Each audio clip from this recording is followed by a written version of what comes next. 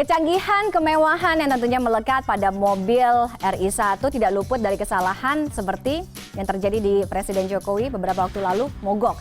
Kita bahas bersama Editor-in-Chief at Motor Trend Indonesia, ada Mas Munawar Khalil. Mas Munawar, selamat malam. Selamat malam. Mas Munawar, Anda melihat ya, kita tahu lah ya, semua tipe mobil dari keluaran manapun adalah buatan dari tangan manusia. Berarti tidak luput dari cacat atau kesalahan, termasuk apa yang terjadi di mobil milik atau tunggangan pribadi dari Presiden Jokowi yang terjadi beberapa waktu lalu, mogok. Tapi posibilitasnya untuk mobil sekelas ini kan artinya punya fitur teknologi yang super canggih nih Mas. Posibilitas mogoknya seberapa besar sih untuk mobil seukuran kayak gini ya? Ya, kalau bicara kemungkinan mogok ya bisa terjadi pada mobil manapun, apalagi produk massal. Cuma untuk sekelas mobil kepresidenan ini kan sudah melalui proses scrutineering yang sangat ketat. Dari secara engineering itu membuatnya bisa lebih dari 1 tahun terkadang. Bisa dibilang 0,0 sekian persen kemungkinan factory defect-nya begitu. Oke. Artinya usia mobil ini kan juga lebih dari 10 tahun. Itu juga berpengaruh terhadap kondisi fisik dan kestabilan mobil? Saya rasa tidak ya, apalagi Mercedes. Mercedes ini kan sudah membuat mobil-mobil kepresidenan ini mungkin berpuluh-puluh tahun, bahkan mungkin hampir 100 tahun. Nah, mereka tentu bukan pabrikan yang abal-abal ya. Saya kok lebih melihatnya lebih ke soal maintenance ya, pemeliharaan. Lihat aja sekarang di Jakarta, Mercy itu di kalangan pecinta otomotif, Mercy itu dikenal Mercedes, no matter how old a Mercedes, is still a Mercedes. Itu untuk menunjukkan betapa reputasi Mercedes sebetulnya sangat bagus dalam hal reliability, kehandalannya gitu. Nah, kalau ada kasus seperti ini agak unik ini, karena bahkan mobil Mercy yang dipakai setiap hari jalan-jalan pun di jalan macet itu masih jalan kok, nggak ada masalah, asal dirawat secara teratur begitu. Apalagi untuk ukuran mobil presiden kan artinya penggunaannya tidak seperti mungkin masyarakat lain ya, masyarakat biasa yang daily activities-nya mungkin kilometernya akan panjang begitu. Ya. Ini kan pasti kan kilometernya pendek kalau untuk presiden, nggak akan ada perjalanan jauh. Kalau dipakai untuk taksi bisa saja terjadi, tapi ini kan keluarnya juga jarang ya. Jadi harusnya ini unacceptable menurut saya ya sebagai pecinta otomotif. Apalagi harga mobilnya kan nggak murah ya. Berapa sih Mas taksirannya mobil ini? Kalau di luar itu ya jangan dikonvert langsung ya. Jangan dikonvert langsung ke rupiah karena menyangkut komponen pajak ya. Itu paling murahnya kan sekitar 800.000 euro ya. Gitu. Dan jangan lupa apalagi yang Pullman.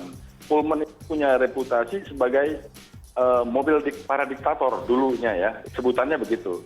Karena dari tahun 60-an bahkan 50-an, semua kepala negara, dan tahun 70-an kan banyak diktator tuh, seperti Idi Amin ya, dan lain-lain, Kremlin bahkan, itu pakai Pullman, saking handalnya mereka dalam membuat mobil yang armored, anti peluru ya.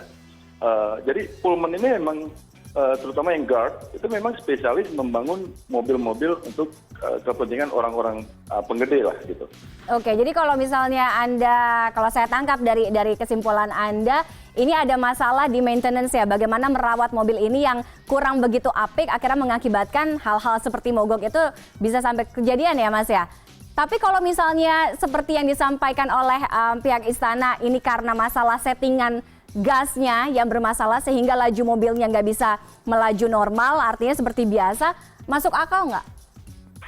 Menurut saya, nothing cannot be fixed. Tidak ada yang tidak bisa diperbaiki. Apalagi itu teknologi ya. Dan itu sangat canggih.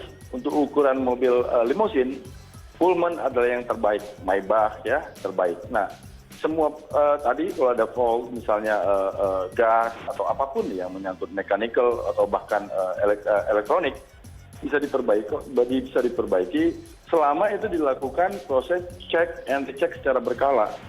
Itu akan, dan itu mobil penuh sensor kok. Ban kempes aja itu muncul signalnya, ada tanda bahwa ban kurang angin misalnya gitu. Apalagi kalau sampai menyangkut analisa ke engine. Nah, Mercedes itu adalah salah satu pabrikan yang paling pertama di dunia itu yang bisa mendeteksi, mendiagnosa keadaan mesin bahkan tanpa harus membuka atau satu baut pun di ruang mesin. Semua gitu. Oke. Kalau Anda lihat ini kan sepertinya Mercedes-Benz ini dari segala macam tipe ya, ini menjadi tunggangan favorit presiden-presiden Republik Indonesia mulai dari zamannya Pak Harto, kemudian Pak Habibie sampai Pak SBY sampai dengan sekarang Pak Jokowi.